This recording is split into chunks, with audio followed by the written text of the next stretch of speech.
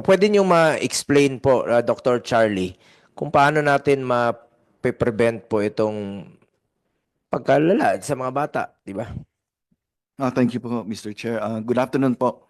I'm Dr. Charlie Ho from the Integrated Philippine Association of Optometrists, and we're here to advocate the inclusion of optometric services po, no, and coverage by PhilHealth, free eyeglasses po for all Filipinos who need them. Gaya po ng nabanggitin nyo kanina, early detection po is better than the cure, no? And sa bata pa lang po, even before kindergarten, elementary or high school, dapat po magkaroon na po ng vision screening. In fact, we have a national vision screening law where all kindergarten pupils are supposed to undergo free vision screening.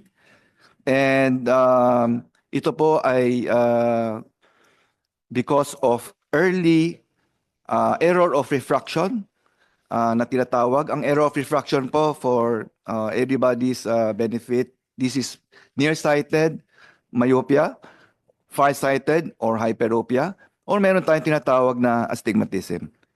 Mahalaga po na ma-detect po ng maaga yung condition po ng bata because it affects their learning.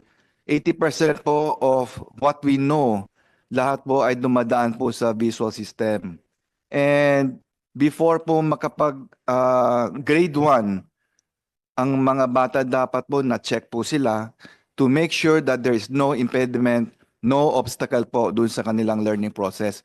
Marami pong nami-misdiagnose na bata na slow learner, minsan may global delay, minsan nami-misdiagnose po na may special needs, no? May behavioral issues. Yung pala ay vision problem lang po. And what the optometrists can offer is not only to provide refraction services, but also detection of eye diseases and vision problems. Yung vision problem po, maski na po, nakikita po natin sa chart na 2020, pero yung pala may vision problem. Hindi po madidetect yon using ordinary diagnostic procedures. So, prevention of blindness is also part of what we do as optometrists because yung mga nearsighted po, based on latest studies, yung mga high myopia po, may risk po na mabulag. So kapag po ang grado ng salamin po natin ay umabot na po ng 500 na nearsighted, may risk na po na magkaroon ng retinal detachment, early cataract, or glaucoma, no? Meron tayong myopia macular degeneration na tinatawag. And this is a blinding disease. That's why we are advocating this to be included as part of the early detection. Meron pong study by the World Health Organization na 50% of the world population will be myopic by the year 2050. So ito po ay warning na po sa ating lahat and we are happy because nakapag-meeting na po kami with PhilHealth tungkol po dito and we are going to address initially po, uunahin po namin yung mga bata, no? Ang mga preschool and elementary and high school students po. So yun lang po, Mr. Chair. So paano kaya ito matulungan? And do you believe na mas importanteng may prevention dito sa mga kasong ito? O yung mga tinatawag na, mas maiwasan ba rito yung tinatawag na cataract pagdating ng panahon? Yes po, Mr. Chair. In fact, yung myopia in children, kapag hindi po na-control yung progression po ng myopia, can lead to early cataract. So maski na hindi pa po tayo maabot ng 60 years old or 50 years old, ang mga bata po pwede po magkaroon ng katarata because of myopia.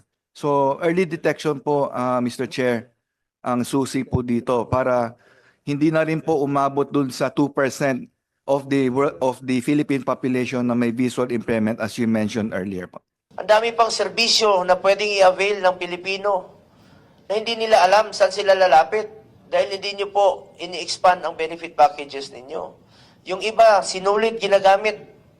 Pantanggal ng ngipin sa bundok, sa bukid sa amin, sa probinsya. Sa mata. Yung optometrist natin, optometrist, mata, ang dami mga bata nahirapang magbasa.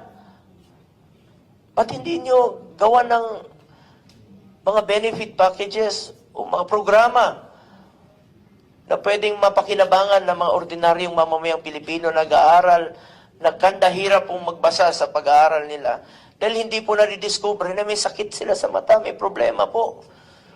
Tumatanda sila. Bakit hindi nyo po gawing prevention? Yung paglala ng sakit? Ba't antayin nyo pang ma-admit? Tapos hindi nyo naman tutulungan ng buo, bakit hindi kayo tumulong for prevention? Marami pong sakit na pwede nating maagapan ng maaga. Mag-isip kayo, PhilHealth. Mag-isip kayo at magmalasakit kayo sa kapwa Pilipino.